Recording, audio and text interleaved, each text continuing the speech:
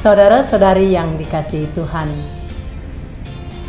sering dalam kehidupan kita sehari-hari, kita diminta untuk memimpin doa. Tapi kadang kita menolak karena kita merasa tidak bisa memimpin doa.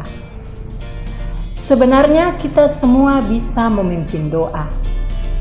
Bukankah Yesus telah mengajarkan kita berdoa, di mana doa itu telah diajarkan Yesus kepada murid-muridnya, yang dapat kita baca di dalam Injil Matius bab 6 ayat 9 sampai 13, yang kita kenal dengan doa Bapa Kami.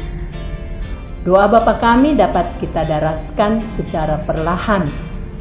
Bapa Kami yang ada di surga, dimuliakanlah namamu, datanglah kerajaanmu, jadilah kehendakmu di atas bumi seperti di dalam surga. Berilah kami rezeki pada hari ini, dan ampunilah kesalahan kami, seperti kami pun mengampuni yang bersalah kepada kami. Janganlah masukkan kami ke dalam pencobaan, tetapi bebaskanlah kami dari yang jahat.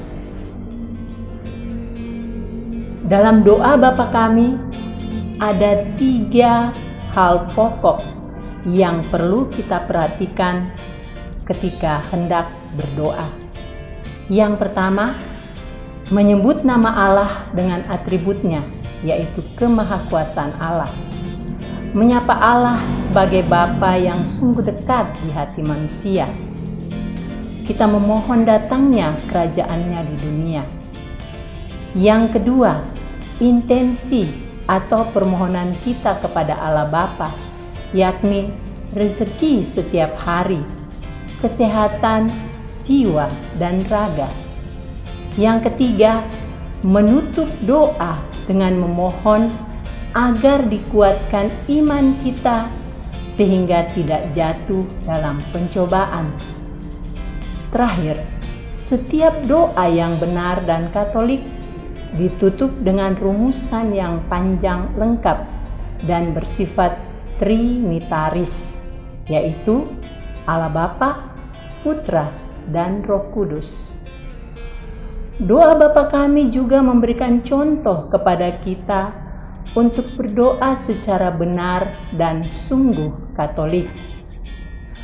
Ada beberapa langkah yang dapat kita ikuti dalam menyusun sebuah doa yang baik dan yang lazim menurut kebiasaan gereja Katolik.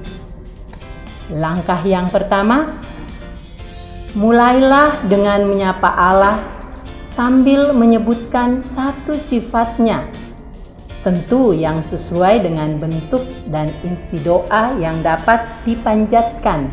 Misalnya, untuk doa mohon kesembuhan, ya Allah, Maha Kuasa penuh kasih sayang, Engkaulah pemelihara kehidupan kami, jiwa dan raga. Engkaulah yang penuh kuasa dan belas kasihan, dan seterusnya. Contoh untuk doa syukur ulang tahun, ya Allah Bapa yang Maha Baik, Engkaulah pemegang tali kehidupan umat manusia, Engkaulah pencipta dan pemelihara kami, dan seterusnya. Atau contoh yang lain, kita menyapa Allah dengan sifatnya, Esa, itu dalam rangka kesatuan hidup, suami istri, kerukunan, pertemuan keluarga, pertemuan umat berbeda agama.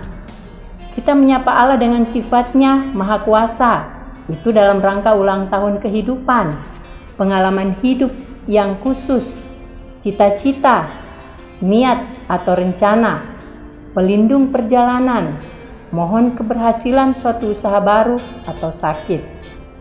Kita menyapa Allah yang Maha Bijaksana ketika kita berdoa bagi yang menghadapi kesulitan atau yang mencari penerangan. Langkah yang kedua, isi dari doa.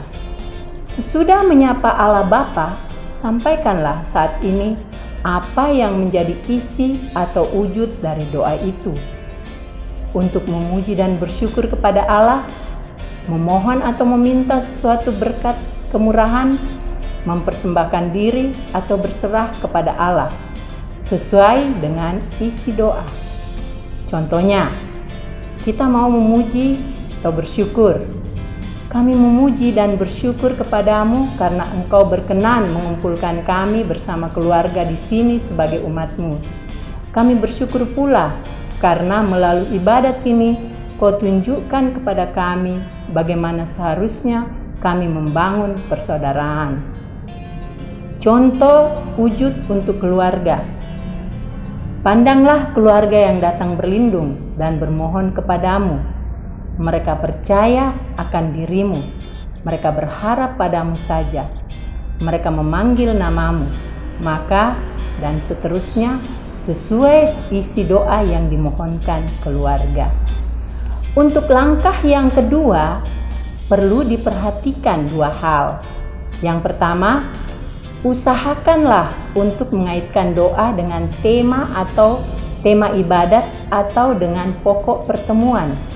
Jika pemimpin doa cukup terbiasa membaca kitab suci, maka ia dapat juga mengutip ayat-ayat kitab suci tertentu dalam doanya. Misalnya, Putramu Yesus Kristus telah bersabda, di mana 2 atau 3 orang berkumpul demi namaku, aku ada di tengah-tengah mereka. Atau, mintalah maka kamu akan diberi.